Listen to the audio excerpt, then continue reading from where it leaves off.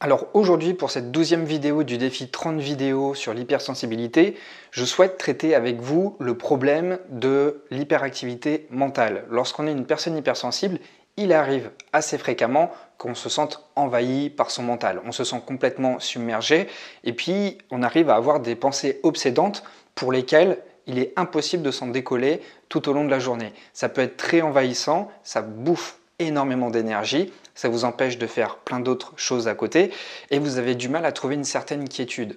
Alors si vous avez le mental qui mouline, si vous avez du mal à vous débarrasser de certaines idées, si vous avez des idées qui tournent comme ça en boucle et que vous en êtes à un tel point qu'on peut vous dire que vous êtes vraiment obsédé par des idées qui sont, voilà, c'est des idées obsessionnelles. Ça peut être sur n'importe quel sujet, ça peut être à propos de votre travail, ça peut être à propos de votre situation amoureuse, ça peut être aussi dans un sens plus large à propos de votre existence. On peut être aussi angoissé par la vie, par la mort, par la maladie, par des tas de choses. Et le fait de ne pas réussir à se détacher de ce poids qui nous pèse sur les épaules fait qu'on a du mal à avoir une vie fluide, une vie tranquille, une vie calme, une vie où on arrive à avoir un quotidien plutôt paisible. Le gros problème dans tout ça, c'est que vous en êtes conscient. Vous êtes parfaitement conscient que vous avez des idées qui vous envahissent l'esprit, mais vous n'arrivez pas à lâcher prise. Et plus vous essayez de lâcher prise, plus vous vous accrochez à vos idées. C'est ça qui est terrible en fait. Et en fait, la pire chose que l'on puisse entendre lorsqu'on se retrouve dans une situation comme la vôtre, c'est-à-dire lorsque vous êtes envahi par votre mental, que vous êtes vraiment préoccupé au point d'être anxieux, voire dépressif, c'est de s'entendre dire « lâche prise ».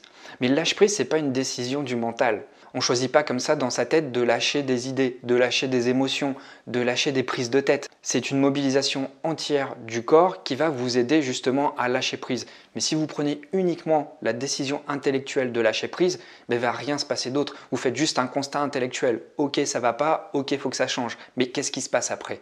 On reste toujours dans une boucle infernale. Et le pire dans tout ça, c'est plus on s'enfonce dans ce type de cercle vicieux, et plus la fatigue augmente. Et plus on essaie de se reposer, et moins on y arrive.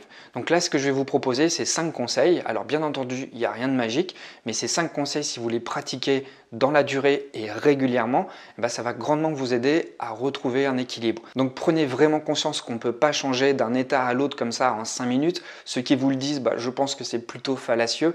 On peut changer d'état émotionnel assez facilement, mais on ne peut pas changer radicalement comme ça en 5 minutes. D'accord? Donc ce qui est très important, c'est d'investir un travail sur vous. Je ne vous demande pas d'investir de l'argent, je vous demande juste d'investir des habitudes, d'occuper autrement votre temps et de créer de nouvelles habitudes afin de vous créer de nouveaux environnements. Le fait de créer de nouveaux environnements va faire que vous allez mobiliser votre corps entier pour qu'il puisse s'adapter autrement à des situations qui vont être complètement différentes. Et donc vous n'allez plus rester que dans votre corps, vous allez aussi mobiliser tous vos sens et c'est par la suite que votre mental va se modifier. Donc je pense que vous avez bien cerné là où je voulais vous amener. C'est bien d'avoir des intentions, c'est bien de vouloir changer son état, c'est bien de remarquer qu'il y a quelque chose qui ne va pas, mais à un certain moment, c'est le fait d'être dans un environnement différent, d'être dans un mouvement différent, d'être dans une zone différente qui va faire que vous allez avoir différents ressentis. Donc pour ça, je vais vous délivrer ces 5 conseils. Si vous me suivez depuis le début du défi, ces 5 conseils, vous les avez probablement déjà entendus. Mais aujourd'hui, je trouve que c'est important de faire une nouvelle mise à jour. Alors le premier conseil, c'est de faire une activité physique le plus régulièrement possible. Je ne parle évidemment pas d'activité physique très intense, je ne vous demande pas d'avoir un entraînement olympique, mais simplement prendre l'habitude quotidiennement de mettre votre corps en mouvement. Ça va servir de soupape lorsque votre esprit est surchargé. Et je pense même que si vous prenez l'habitude de faire du sport, au bout d'un moment, c'est votre corps qui va vous réclamer de l'activité physique pour que vous puissiez retrouver un certain équilibre. Pour ma part, je fais de la course, je fais de la natation, je fais beaucoup de vélo. Lorsque je ne peux pas faire tout ça, par exemple à cause des mesures sanitaires, comme par exemple aller à la piscine, je fais des marches à pied, mais de très longues marches à pied. Je mobilise 2 ou 3 heures et là, je mets mon corps en mouvement. Vous allez voir qu'en étant en mouvement, déjà, vous libérez votre esprit.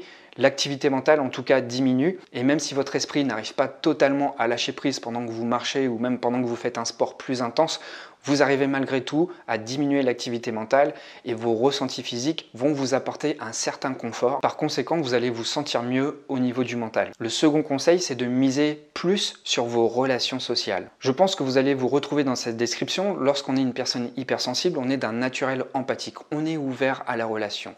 Mais bien sûr, il faut apprendre à se protéger. Mais ça n'empêche pas que vous êtes passionné par les personnes autour de vous. Vous êtes passionné par ce qu'ils font, vous êtes passionné par ce qu'ils pensent, vous êtes passionné par ce qu'ils ressentent, tout simplement parce que vous avez cette faculté, cette intelligence sociale d'être ouvert aux autres. Donc je vous conseille vraiment le plus possible pour équilibrer votre vie et vous apporter plus de douceur et de calme au niveau de votre mental, c'est d'oxygéner vos relations sociales.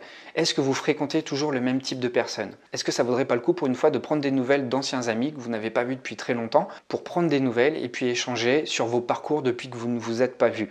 Ça fait un grand bien, ça fait un bien fou de pouvoir échanger, de pouvoir se livrer avec d'autres personnes. Ça va vous soulager aussi, ça va vous montrer que vous existez, que vous avez des qualités, que vous avez des valeurs, mais aussi que vous intéressez les autres. Ça se retrouve très souvent chez les personnes très sensibles, c'est qu'on est extrêmement critique envers soi-même. Je crois qu'on est son pire bourreau.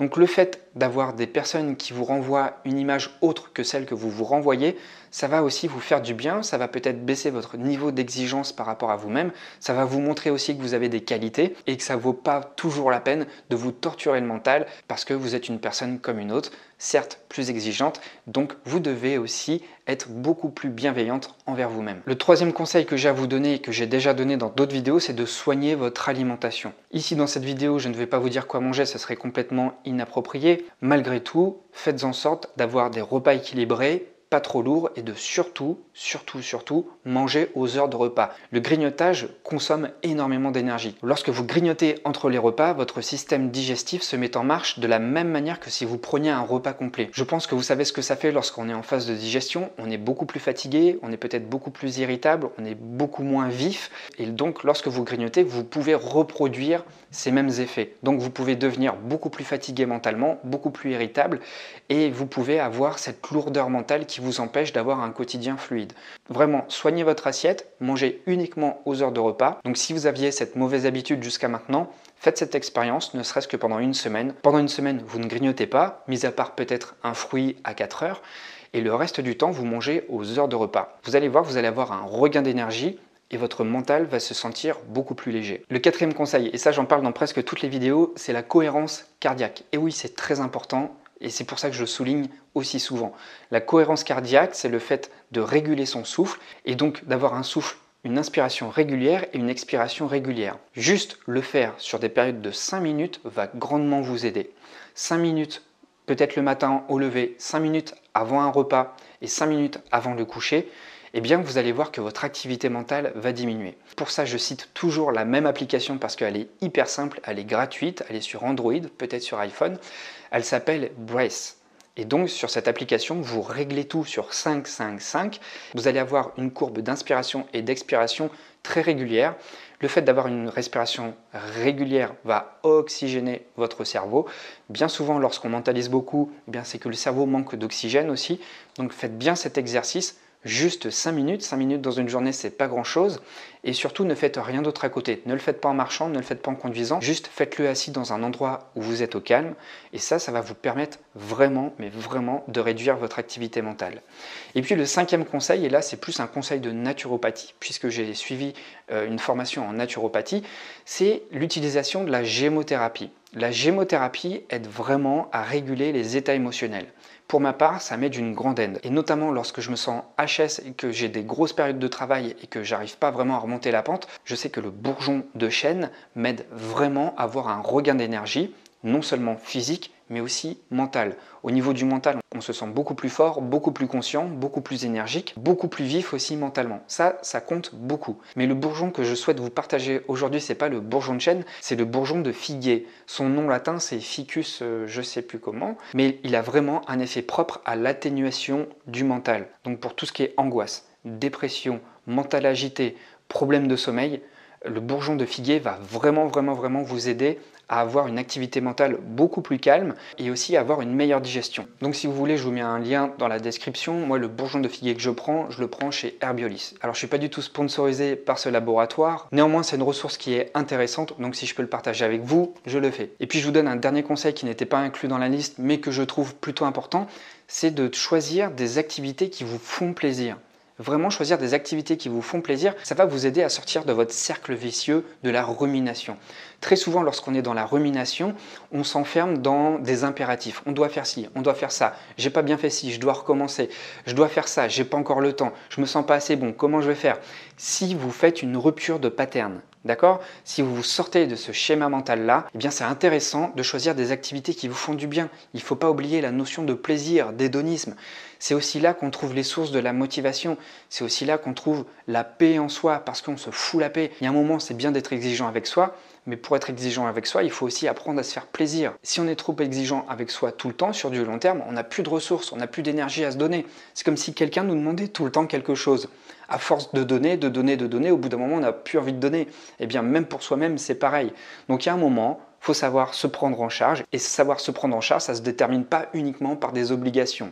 Ça se détermine aussi par le fait de prendre bien soin de soi. Donc, qu'est-ce qui vous fait plaisir? Ça peut être un film au cinéma, ça peut être aller acheter une BD et la lire, ça peut être aller à une expo, ça peut être aller faire une dégustation de vin dans une cave spéciale, ça peut aller se faire un repas complètement atypique, ça peut être juste à titre de loisir, se former à quelque chose qui vous plaît, même si ce n'est pas en lien avec votre activité professionnelle. Si ça vous apporte du bonheur et de la plénitude, eh bien surtout, n'hésitez pas. Pour vous donner un exemple, moi j'aimerais bien apprendre à greffer des arbres, parce que je sais que travailler avec mes mains, travailler dans la nature, le fait d'avoir les mains dans la terre, le fait d'entretenir des plantes, eh bien ça m'apporte une certaine quiétude. Est-ce que pour autant c'est lié à mon activité professionnelle?